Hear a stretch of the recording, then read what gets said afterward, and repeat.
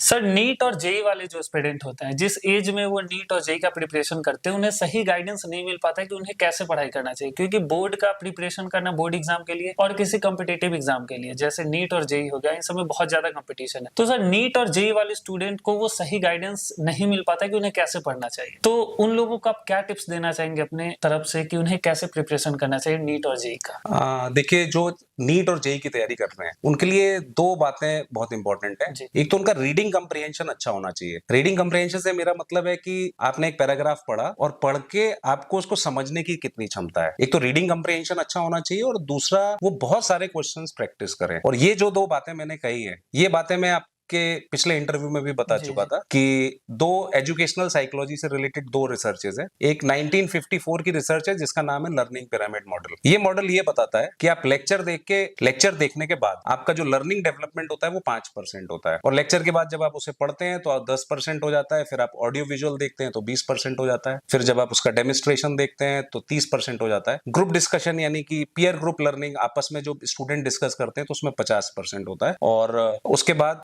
जब आप खुद से प्रैक्टिस करते हैं क्वेश्चंस तो मैक्सिमम डेवलपमेंट आता है, लर्निंग डेवलपमेंट 75% होता है। तो अगर आपने 2 से 3 बार प्रैक्टिस कर ली तो ये 75 का 100% हो जाता है, यानी हमें 100% कॉन्सेप्ट समझ में आ चुका है। एक तो ये 1954 की रिपोर्ट है। एक और रिपोर्ट है 1982 की, Harvard graduate school of education की एक प्रोफेसर थी जीन एस चाल, उनकी रिपोर्ट है। उन्होंने अपनी रिपोर्ट में ये बताया है कि जितना पढ़कर समझने की क्षमता का विकास होगा उतना ही आपका बौद्धिक विकास ज्यादा होगा। तो नीट और जेई के बच्चों को बेसिक बातों पे ध्यान रखना है और बेसिक बुक से पढ़ना है, एनसीईआरटी से पढ़ना है और अपने पढ़कर समझने की क्षमता को बढ़ाना है। ठीक है, तो वीडियो या फिर क्लासेस वो एक सबसे पहली स्टेज है। तो क्लास के बाद फिर आप आगे बढ़िए, उसमें फिर आप ग्रुप डिस्कशन भी करिए, डेमोन्स्ट्रेशन भी कहीं देखिए, प्रैक्टिस करके भी देखिए उसको। तो जो मैक्सिमम लर्निंग आ रही है वो 50% लर्निंग आ रही है कि जब आप आपस में पीयर ग्रुप में स्टूडेंट्स 4-5 स्टूडेंट्स हैं वो डिस्कस कर रहे हैं, और फिर प्रैक्टिस करके आ रही है। तो दो चीजें हैं कि पढ़कर समझने की क्षमता को बढ़ाना है और प्रैक्टिस करनी है। तो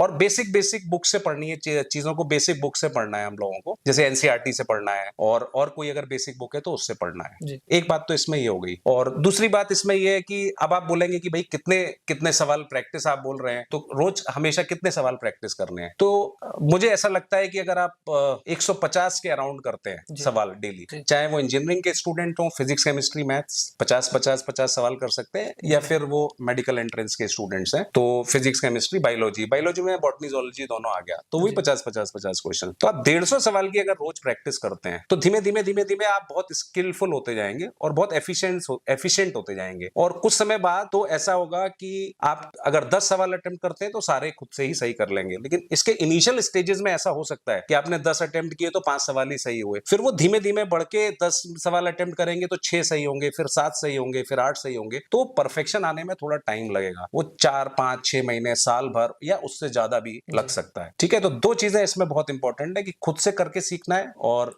अपने रीडिंग कॉम्प्रिहेंशन को इंक्रीज करना है। कितने सवाल करने हैं रोज वो भी मैंने आपको बता दिया, 50 सवाल रोज करने हैं, 150 क्वेश्चन डेली करने हैं। आप इंजीनियरिंग साइड से हैं, मेडिकल साइड से हैं, किसी भी साइड से हो। फिर अब इस 150 सवाल में भी आप पूछेंगे कि कितने सवाल नए करने हैं, पुराने करने हैं। देखिए, रिवीजन आपका रोज चलेगा, तो आप अगर 150 सवाल रोज कर रहे हैं तो आप ऐसा समझ लीजिए कि आप इसमें 50% आपके पिछले टॉपिक्स के क्वेश्चन है, और यानी कि 75 क्वेश्चंस, और 50% क्वेश्चंस जो रनिंग टॉपिक्स हैं उनके हैं। तो रिवीजन अगर आपका रोज चल रहा है तो आप हमेशा एग्जाम रेडी हैं।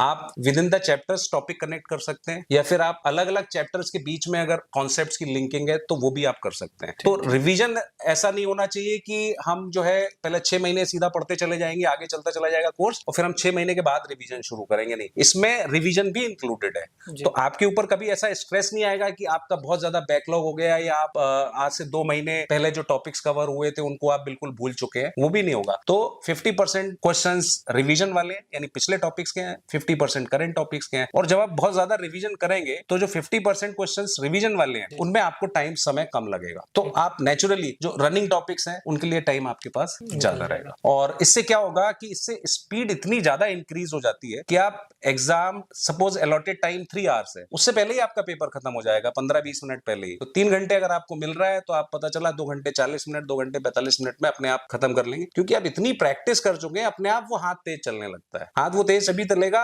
जब आप प्रैक्टिस बहुत ज्यादा करेंगे। मतलब सर प्रैक्टिस बच्चों को करना है और उनका रीडिंग कॉम्प्रिहेंशन अच्छा होना चाहिए, यस यस, रीडिंग कॉम्प्रिहेंशन और उन्हें प्रैक्टिस ज्यादा करना है, उसी से सब कुछ आएगा, उसी से स्पीड बढ़ेगी, उसी से आपके अंदर कॉन्फिडेंस आएगा कि गलत तो हो ही नहीं सकता, हमने तो इतनी प्रैक्टिस की है, तो स्पीड भी इंक्रीज हो जाएगी, कॉन्फिडेंस भी आपके अंदर आ जाएगा, आपका टाइम अपने आप मैनेज हो जाएगा, आपको किसी से पूछने की जरूरत नहीं है कि हमारा टाइम नहीं मैनेज हो रहा, हम क्या करें।